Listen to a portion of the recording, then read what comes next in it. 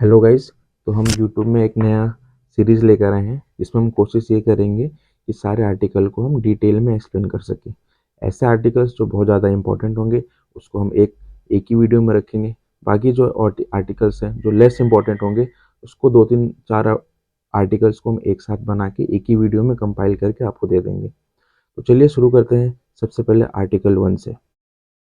तो आर्टिकल 1 ये कहता है India that is Bharat shall be A union of state.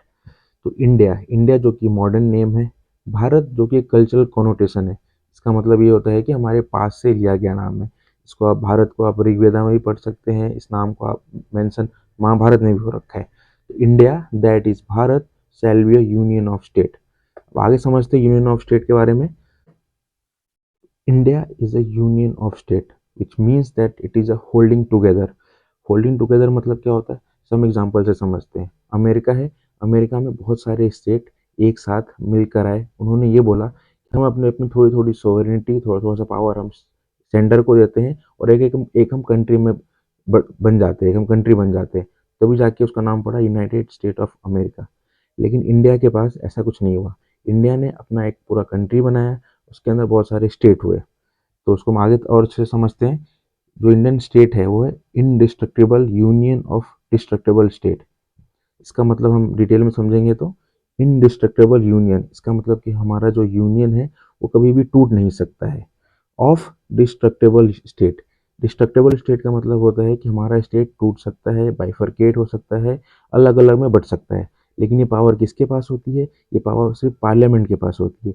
Parliament के पास ये पावर होती है कि वो कोई भी स्टेट को मर्ज कर सके, स्टेट को अलग कर सके। फॉर एन एग्जाम्पल 2019 में जम्मू कश्मीर एक स्टेट हुआ करता था, लेकिन अब जम्मू कश्मीर और लद्दाख दो अलग अलग यूटी हैं। अब मुझे थोड़ा पहले और जाएं तो 2014 में आंध्र प्रदेश एक स्टेट हुआ करता था, वो बाइफरकेट होकर आंध्र प्रदेश और तेलंगाना बन गया।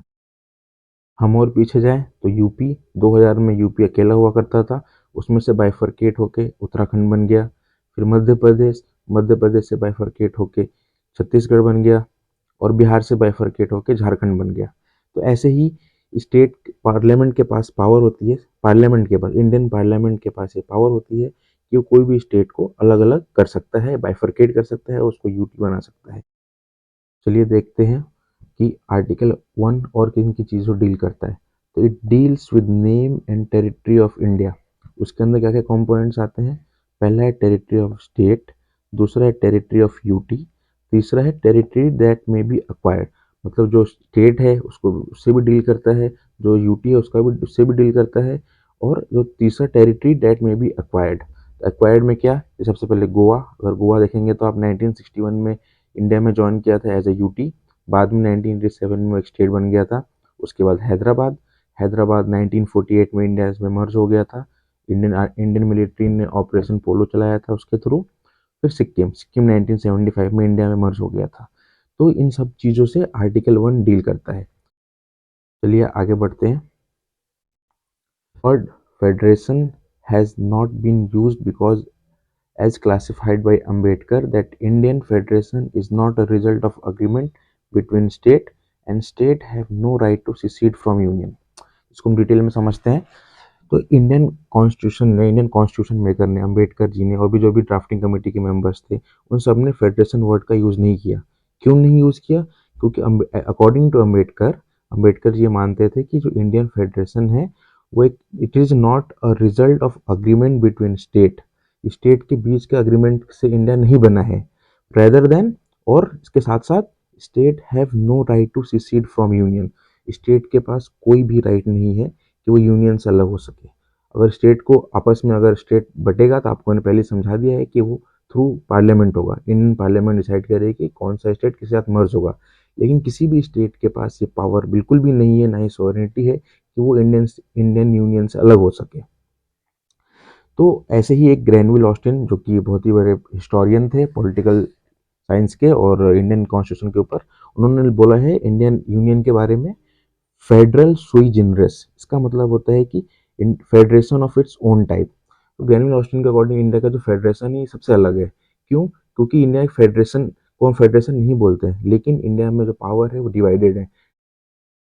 The power is divided between union, state and now Panchayati Raj through 73rd and 74th amendment. तो ग्रेनुल ऑस्टिन का ये मानना था कि इंडिया जो है, जो इंडिया का फेडरेशन है वो एक अलग तरीके का, it's of its own type. चलिए अब आगे बढ़ते हैं। रिसेंटली 2020 में एक नम्मा वर्सेस यूनियन ऑफ इंडिया 2020 में केस आया था। इसमें जो ये पेटिशनर थे उन्होंने ये बोला कि हम क्यों नहीं इंडिया का नाम बदल के भारत कर देते हैं। तो उसमें इसके जवाब में सुप्रीम कोर्ट ने बोला था, supreme court held that India is already called Bharat in constitution. Supreme court ने बोला कि भारत का नाम, इंडिया का नाम पहले से ही भारत है कॉन्स्टिट्यूशन में, तो हम उसको बदलेंगे कैसे, हम उसे पहले से ही भारत बुलाते हैं। तो यहीं पे जाके हमारा आर्टिकल 1 सारा कंप्लीट होता है। और आपको मैं कोशिश,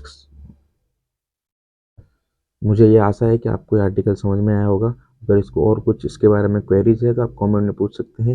इसका बिल्कुल डिटेल हैंड रिटन नोट्स आपको टेलीग्राम में मिल जाएंगे। टेलीग्राम का लिंक आपको नीचे मिल जाएगा।